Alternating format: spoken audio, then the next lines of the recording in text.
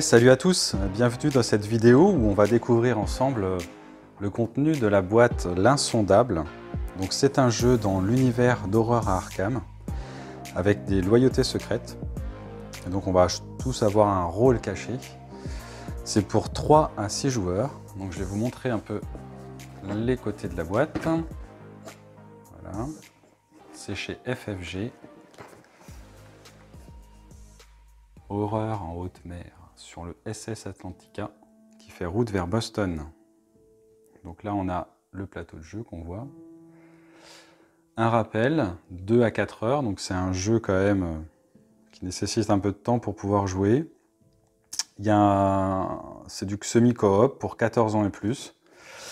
Il y a un rappel ici pour les cartes sur ceux qui aiment bien sliver leur jeu. Et on va regarder ce qu'il y a à l'intérieur de cette boîte. Alors, on va mettre ça sur le côté. Le livret d'apprentissage avec le matériel donc, qui fait 27 pages. C'est quand même assez conséquent. C'est plutôt comme ça à première vue bien illustré. Sur la mise en place, c'est plutôt clair. On a des numéros, on sait exactement où il faut mettre les éléments de jeu. Ici, il y a les rappels des différents numéros qu'on retrouve sur le plateau. Ok, très bien. Ensuite, les notions élémentaires, le but du jeu.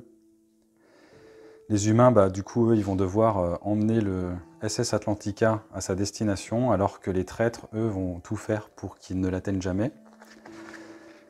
Les cartes compétences, les différentes cases, les cases d'eau, les cases de pont, les cases d'intérieur, le déroulement de la partie, les 4 étapes, acquisition de compétences, action, mythe et défausse. On retrouve du coup les phases mythes qu'on connaît assez bien dans les jeux d'horreur à Arkham, sur l'univers de Lovecraft.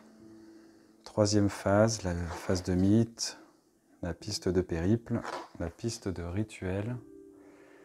Quelques exemples de tests de compétences, comment on fait un test, les activations des monstres, les dégâts. Il y a pas mal d'exemples, ça c'est plutôt chouette. On voit assez bien, j'espère qu'il n'y a pas trop de reflets sur le livret.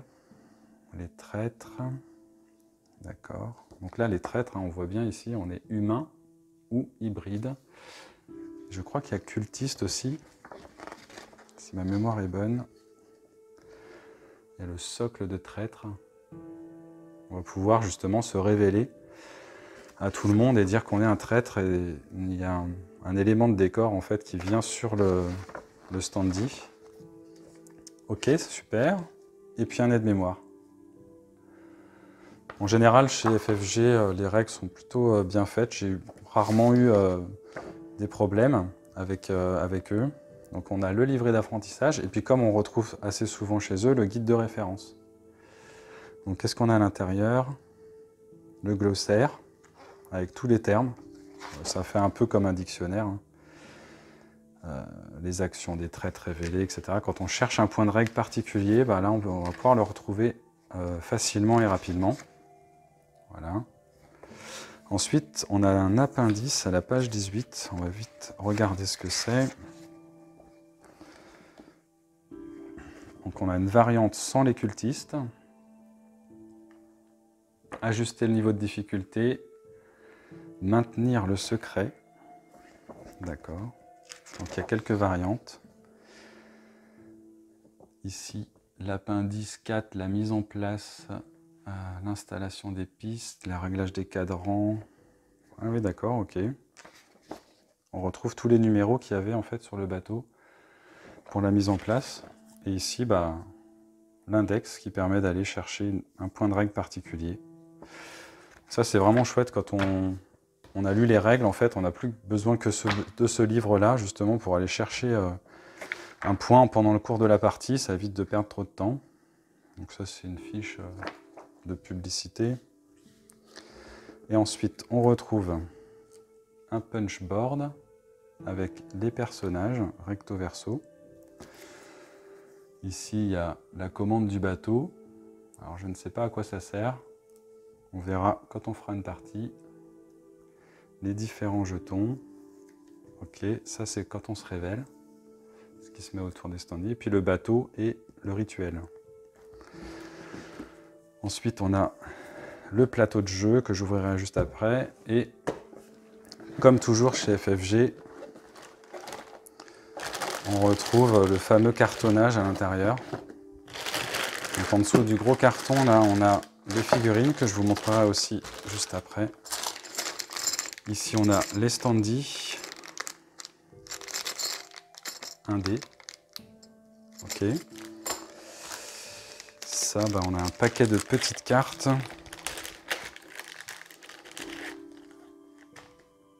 Avec différents types de cartes.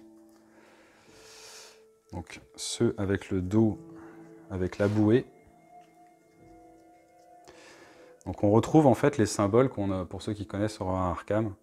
Ici avec, par exemple, là c'est de l'influence, et avec un chiffre, et un texte. Donc ça va permettre de résoudre des tests. Chacun va contribuer secrètement en fait à un test. Et donc les traîtres ils vont pouvoir contribuer à ce que le test échoue. Et ça, c'est plutôt sympa. Moi j'aime bien les jeux comme ça où on se fait des coups dans le dos, des préparatifs. Donc il y a différents types de couleurs et différentes compétences. La force, l'influence, l'observation, la connaissance, la volonté et la trahison. Ah oui, d'accord, avec le petit poignard là. À jouer en début de votre phase d'action pour résoudre les icônes d'activation suivant dans l'ordre.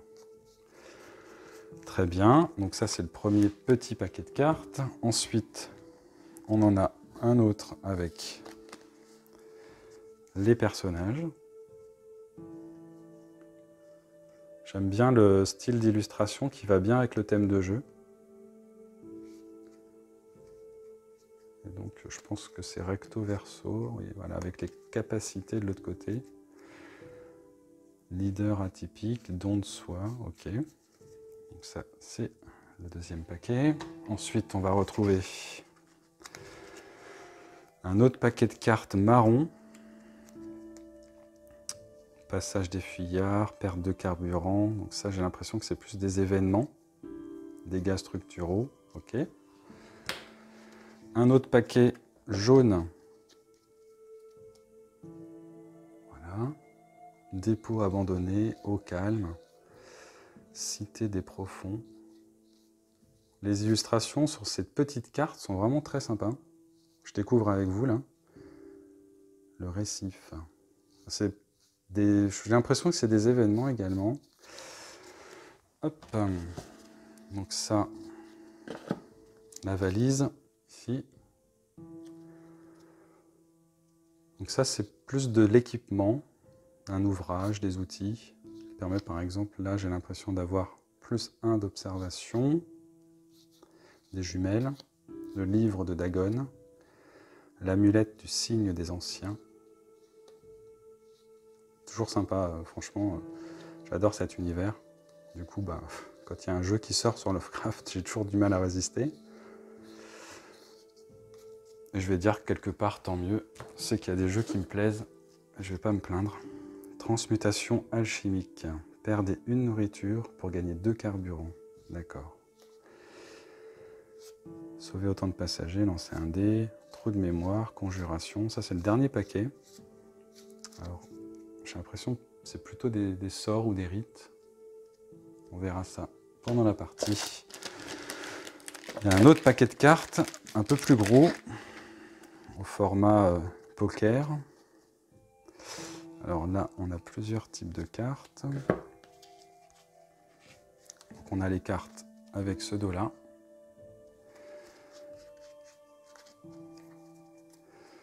Donc ça, c'est des tests, j'ai l'impression. Accusation. Une personne à bord a été accusée par un passager de conspirer avec les profonds, mais elle dément fermement. Une figure d'autorité doit intervenir. Choix du capitaine, ou alors refuser d'agir. Il y a des petits symboles en bas. Donc ça, c'est des tests, j'ai l'impression aussi. Il faut essayer d'atteindre 16, à mon avis, avec ces compétences-là. Si c'est une réussite, si on a 13 ou plus, ou si c'est un échec. Et on en a un paquet comme ça. Ça permet d'avoir des événements quand même, des tests toujours un peu différents à chaque partie, donc ça c'est plutôt sympa. Ensuite, les rôles. Donc on va avoir les humains. Vous avez l'impression d'être humain, mais est-ce bien certain? Donc ça c'est pour les humains. Ça c'est si on est un hybride. Vous commencez à percevoir des changements dans votre apparence, à ressentir l'irrépressible et inexplicable besoin de venir en aide aux créatures qui attaquent le navire. Et le cultiste. Alors il n'y en a qu'une, il y a 3 hybrides. Je pense que la configuration doit dépendre du nombre de joueurs. Le capitaine et le gardien du grimoire. Intéressant.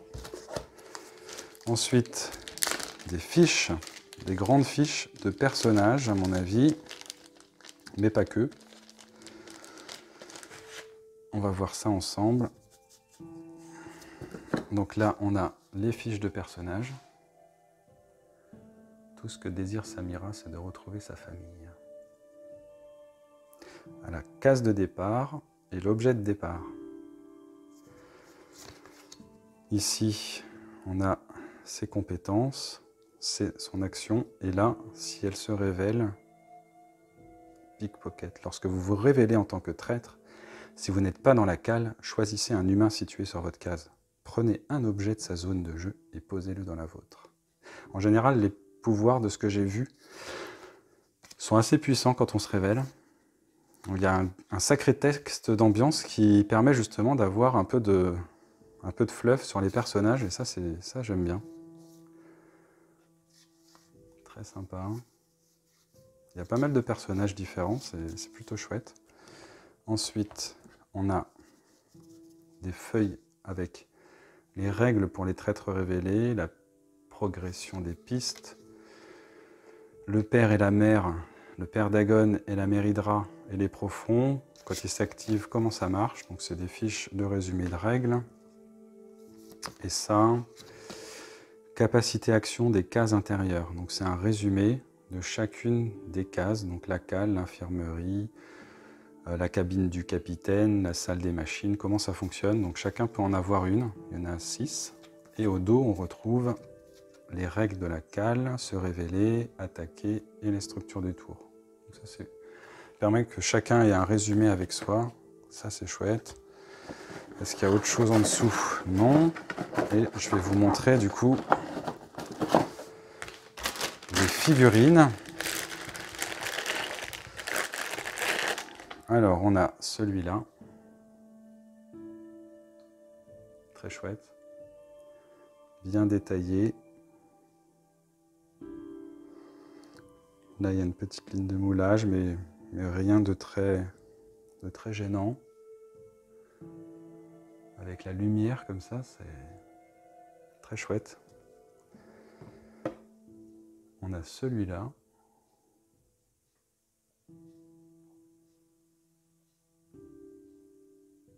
Voilà. Et une tripotée de petites figurines. Je vais vous en montrer juste une, donc c'est toutes les mêmes. Voilà. Les profonds. Ils sont vraiment bien faits.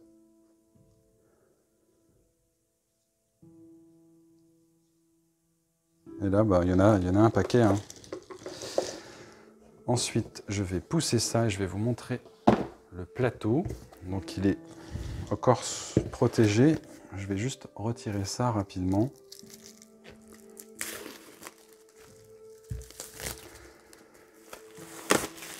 Voilà. Alors, est-ce qu'il va rentrer là ou est-ce que je vais devoir pousser un peu de matériel? Il est assez grand quand même.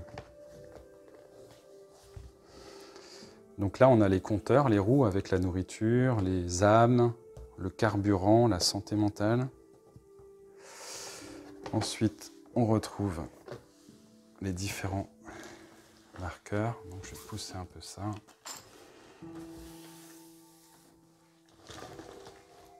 Voilà. Eh ben, il prend de la place. Hein. On va pousser les petites cartes. Comme ça, je vais pouvoir vous le mettre en entier. Difficile de le faire rentrer dans le champ, là. Tellement le plateau est quand même imposant. Voilà. Là, on voit à peu près tout. Et en bas, ce que vous ne voyez pas, c'est les endroits pour mettre les cartes. Ici. Ici et ici. En haut, on retrouve la zone avec les compteurs.